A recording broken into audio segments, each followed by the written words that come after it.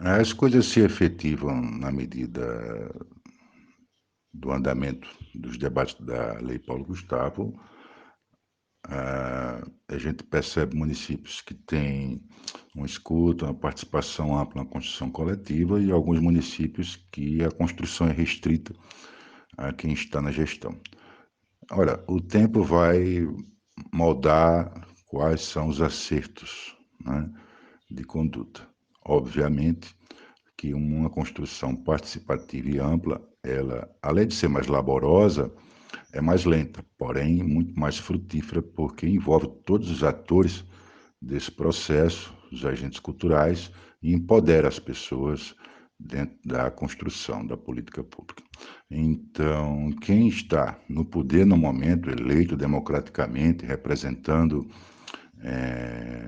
os seus postos de função nas secretarias, nas diretorias, que decida como quer proceder e como que mais adiante irá para a história da cultura brasileira se posicionar, né? As oportunidades são dadas ao momento de quem está na condução de gestões públicas de fazer ou não uma participação ampla e democrática. Alguns municípios, por exemplo, têm suas conferências de cultura feitas de um modo dramático, onde a participação da cidadania é restrita, e o que vemos é um jogo de cartas marcadas, como diz o ditado, onde já está tudo muito bem definido de como será a composição de um conselho, como será o andamento de todos os debates, se é que há debates.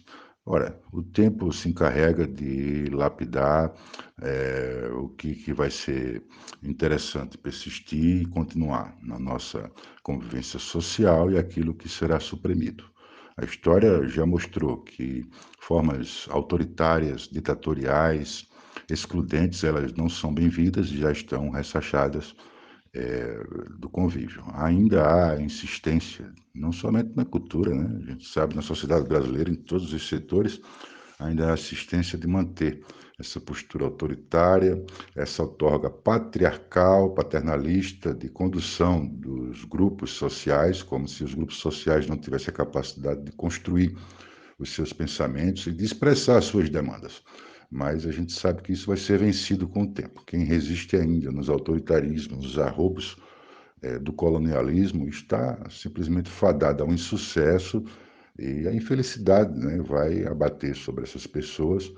Lamentavelmente, atrasa muito o andamento histórico brasileiro como um todo, mas a gente está firme, né? Sempre ficando consciente de que não podemos abandonar a luta e realçando o lado democrático, participativo e construtivo de um modo coletivo é muito mais altivo do que a vontade de meia dúzia de pessoas impondo sobre um grande contingente de população ou setores de população, como é o caso dos artistas, né? Não podemos de jeito nenhum aceitar que um pequeno grupinho de pessoas decida por todo um conjunto, quando inclusive a lei Paulo Gustavo preconiza que é importante, é necessário e exige a participação direta e exaustiva dos agentes da cultura.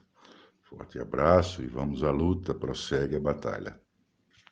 E aí vai um alô para os oportunistas de plantão que viram uma brecha aí na lei Paulo Gustavo para tirar alguma vantagem pessoal, sem compromisso com a arte, com a cultura brasileira, especificamente de cada estado, de cada município, mas com interesse prioritário e às vezes unicamente no dinheiro que vai captar a partir de seus serviços. Entendamos que são serviços importantes para que se efetive a lei.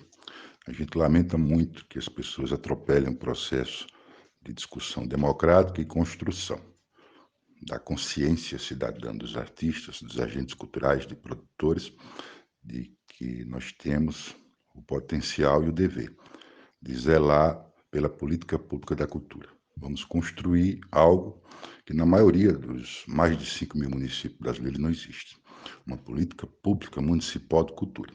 Oportunistas simplesmente desperdiçam essa oportunidade que a Lei Paulo Gustavo dá para cada município fazer um debate conscientizar artistas, produtores, agentes culturais, de lutarem pelos seus direitos e zelar pelo que é seu, as verbas da cultura. E esses oportunistas tomam a dianteira e fazem todo o trâmite da Lei Paulo Gustavo sem os debates de vídeo, sem empoderar aquele senhorzinho, aquela senhorzinha, aquele jovem que às vezes de uma cultura tradicional nunca na vida teve a oportunidade de expressar o seu pensamento num coletivo de artistas, de agentes culturais. E essas pessoas vão passar por esse processo de 2023 da Lei Paulo Gustavo do mesmo modo que estiveram há décadas e, por que não dizer, de séculos, invisíveis. Então a gente luta para isso. Há uma linha muito contundente, muito firme, que a gente considera que artistas são todos merecedores de reconhecimento e dignidade. Pode ser o artista mais elementar que há, o mais simplório, ou o grande artista, aquele famoso que até a expressão internacional tem. É preciso ter o respeito e aquilo que a lei preconiza. Todos são iguais perante a lei. Então é preciso ouvir também artistas simplórios, artistas humildes, que às vezes têm uma complexidade nas suas construções. A diversidade é grande, das variações de criatividade e de arte que temos. Então, os oportunistas que no momento estão de dianteira, simplesmente fazendo o trâmite que aconteça da Lei Paulo Gustavo em centenas, se não milhares de municípios brasileiros, saibam que irão, de algum modo, ter que responder, né, pelo fato de que não fizeram a escuta de vida e não fizeram a inclusão que a oportunidade da lei deu. Esse ônus cabe a vocês de simplesmente atrasar mais uma vez o processo de conscientização histórica brasileira das camadas populares, que abre um canal direto da arte e da produção cultural com pessoas de várias áreas da arte, de vários segmentos sociais e econômicos.